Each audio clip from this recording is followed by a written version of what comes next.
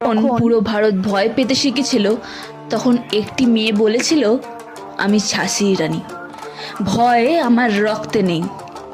এই গল্প শুধু ইতিহাসের নয়, এই গল্প সাহসের নাম রানী লক্ষ্মীবাঈ। তাদের ছোটবেলার কথা যদি বলা হয়, ছোটবেলা থেকেই মন ছিল আলাদা। যেখানে অন্য মেয়েরা পুতুল নিয়ে খেলতো, সেখানে সে শিখেছিল ঘোড়ায় চড়া, তরবারি চালানো আর ভয়কে জয় করা। সবাই বলতো মেয়েদের এসব মানায় না, কিন্তু মনু বলতো আমি দুর্বল নই। ইংরেজদের বিরুদ্ধে লড়াই। যখন ইংরেজরা ঝাঁসি দখল করতে চাইলো, তখন সবাই ভয়ে পেয়ে চুপ হয়ে গিয়েছিল, কিন্তু রানী লক্ষ্মীবাঈ বলেছিলেন, আমি আমার ঝাঁসি কাউকে দেব না।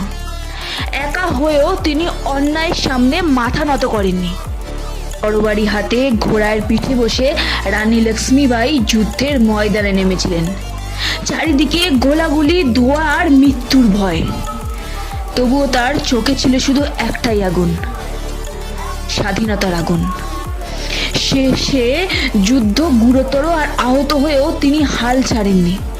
মৃত্যুর মুখেও তিনি প্রমাণ করেছিলেন সাহস কখনো মরে না। রানী লক্ষ্মীবাঈ শহীদ হন, কিন্তু তার সাহস অমর হয়ে যায়। রানী লক্ষ্মীবাঈ আমাদের শেখায়, ভয় নয়, সাহস বেছে নিতে হয়। হার নয়, লড়াই বেছে নিতে। স্বপ্ন ছাড়তে নয়, স্বপ্নের জন্য মরতে। রানী লক্ষ্মীবাঈ ইতিহাসের পাতায় নেই, তিনি বেঁচে আছে সাহসী ভারতীয় হৃদয়ে। এমনই সাহসের গল্প পাবে বেঙ্গলি মোটিভেশন হাব। সাবস্ক্রাইব করো আর এইরকম গল্প আরও পাও।